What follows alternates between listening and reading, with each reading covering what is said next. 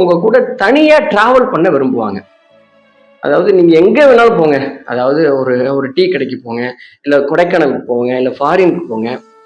உங்க கூட வர்றதுக்கு அவங்க ரொம்ப விருப்பப்படுவாங்க. அது பைக்ல இருக்கலாம், பஸ்ல இருக்கலாம். நீங்க எதுல போறீங்க? எப்படி நீங்க அவருக்கு செலவு பண்ணுவீங்க? அப்படிங்கிறதெல்லாம் மேட்டரே கிடையாது. உங்க கூட இருக்கணும். அதுவும் தனியா டிராவல் பண்ணணுங்கிறதுல ரொம்ப ஒருத்தவங்க பிரியப்படுறாங்கன்னா, அவங்களுக்கு உங்க மேல கொள்ள ஆசை, ரொம்ப அன்பு இருக்கு அப்படிங்கிறத நீங்க புரிந்து கொள்ளலாம். அடுத்ததாக நம்ம தெரிந்து கொள்ள வேண்டிய 8வது பாயிண்ட். இது என்னன்னா, அண்டர்ஸ்டாண்ட் பண்ணிக்கிறது. அதாவது ஒருத்தருடைய சூழ்நிலைய புரிஞ்சு கொள்ளுவாங்க. ரொம்ப நீங்க கோபத்துல உங்க ஒய்ஃப நீங்க கத்துட்டீங்க, இல்ல உங்க ஹஸ்பண்ட கத்துட்டீங்க, இல்ல உங்க வீட்டுக்குள்ள இருக்கிற அண்ணன், தம்பி, யாரோ ஒருத்தர் ரொம்ப க்ளோஸ் ஃப்ரெண்ட நீங்க கத்திட்டீங்க, சண்டை போட்டீங்கன்னா கூட, உங்க மேலேயே தப்பு இருக்கட்டும். உங்க மேலே தப்பு இருக்கிறதா கூட வச்சுக்கலாம். ஆனா, அவங்க என்ன பண்ணுவாங்கன்னா, அத புரிந்து கொண்டு முதல்ல அவங்க மன்னிப்பு கேட்பாங்க. மன்னிப்பு கேட்கிறதோட